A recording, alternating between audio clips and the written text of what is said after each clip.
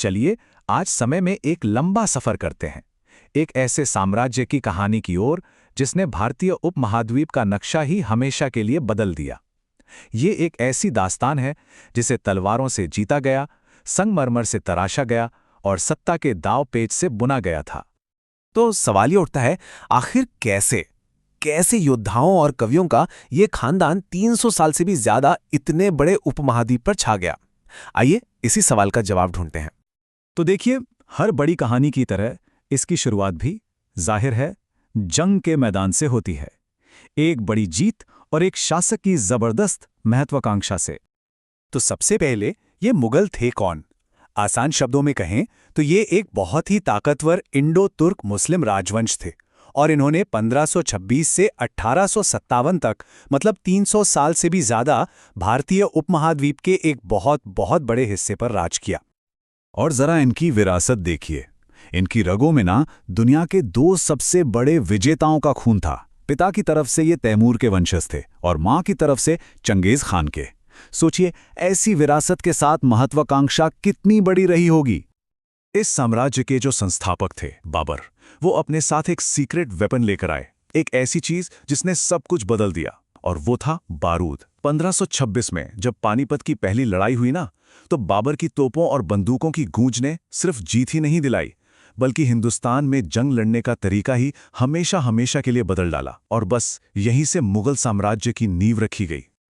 लेकिन देखिए, सिर्फ जंग जीत लेना ही काफी नहीं होता। एक साम्राज्य को बनाने के लिए, उसे मजबूत करने के लिए एक विजन की जरूरत होती है, एक दूरदर्शी शासक की। और वो शासक थे अकबर। अकबर को अकबर द ग्रेट ऐसे ही नहीं कहते। उन्होंने एक तो साम्राज्य को बहुत बहुत ज्यादा फैलाया, दूसरा उन्होंने धार्मिक सहिष्णुता को बढ़ावा दिया, जो उस जमाने में एक बहुत ही क्रांतिकारी, एक बहुत बड़ी बात थी। फिर उन्होंने फतेहपुर सीकरी जैसी शानदार नई राजधानी बनाई और सबसे जरूरी एक ऐसा जबरदस्त एडमिनिस्ट्रेटिव सिस्टम तैयार किया जो आने वाले कई सालों तक इस साम्राज्य की रीढ़ की हड्डी बना रहा। और इस सिस्टम का जो दिल था ना, उसे कहते थे मनसबदारी सिस्टम। ये बड़ा कमाल का आइडिया था। इसमें मिलिट्री और सिविल दोनों तरह के अफसरों को एक रैंक दी जाती थी। इससे हुआ ये कि इतने बड़े साम्राज्य में वफादारी भी बनी रही और काम भी एकदम एफिशिएंट तरीके से चलता रहा। अच्छा, अकबर के बाद जो दौर आया उसे कहते हैं मुगल साम्राज्य का गोल्डन एज। वो दौर जब कला, कल्चर, आर्किटेक्चर सब कुछ अपने चरम पर था। तो ये हैं वो 6 बड़े मुगल बादशाह जिन्होंने इस साम्राज्य को शक्ल दी।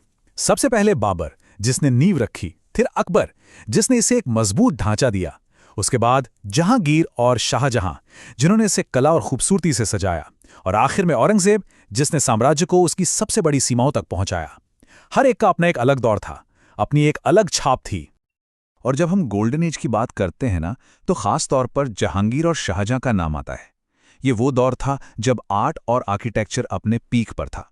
जहांगीर के जमाने में पेंटिंग अपने उरूज पर पहुंची, तो शाहजहां ने तो वास्तुकला के ऐसे ऐसे नगीने बनवाए जो आज भी दुनिया को हैरान करते हैं। और इन नगीनों की चमक, अरे वो तो आज भी दुनिया देख रही है। मोहब्बत की निशानी, ताजमहल, दिल्ली और आगरा के वो आलीशान लाल किले, जामा मस्जिद की शान और कश्मीर के वो खूबसूरत शालीमार बाग, ये सब कुछ उसी गोल्डन एज की ही तो देन है। लेकिन कहानी में हमेशा एक मोड़ आता है। हर बुलंदी के बाद एक ढलान होती है, और मुगल साम्राज्य के साथ भी ठीक यही हुआ। जिस वक्त ये अपनी ताकत के शिखर पर था, ठीक उसी वक्त इसकी नींव में दरारें भी पड़नी शुरू हो गई थीं। और विडंबना देखिए, औरंगजेब के ही राज में मुगल साम्राज्य का नक्शा सबसे बड़ा था। टेरिटरी के हिसाब से ये अपने पीक पर था। बाहर से देखने पर तो ये पहले से कई ज्यादा मजबूत और ताकतवर लग रहा था। लेकिन इसी विशाल आकार की एक बहुत बड़ी कीमत चुकानी पड़ी। औरंगजेब की कुछ सख्त धार्मिक नीतियां और दक्कन में सालों साल चली लंबी और खर्चीली लड़ाइयों ने साम्राज्य को अंदर ही अंदर से खोखला करना शुरू कर दिया था। और फिर 1707 में जैसे ही औरंगजेब की मौत हुई, ये ढलान बहुत तेजी से नीचे जाने लगी। उसके बाद एक के बाद एक ऐसे बादशाह आए जो इस बिखरते हुए साम्राज्य को संभाल ही नहीं पाए। मिसाल के तौर पर फर्रुखसियर, उसने एक ऐसा फैसला लिया जिसका नतीजा बहुत दूरगामी होने वाला था। उसने ब्रिटिश ईस्ट इंडिया कंपनी को व्यापार के कुछ खास अधिकार दे दिए।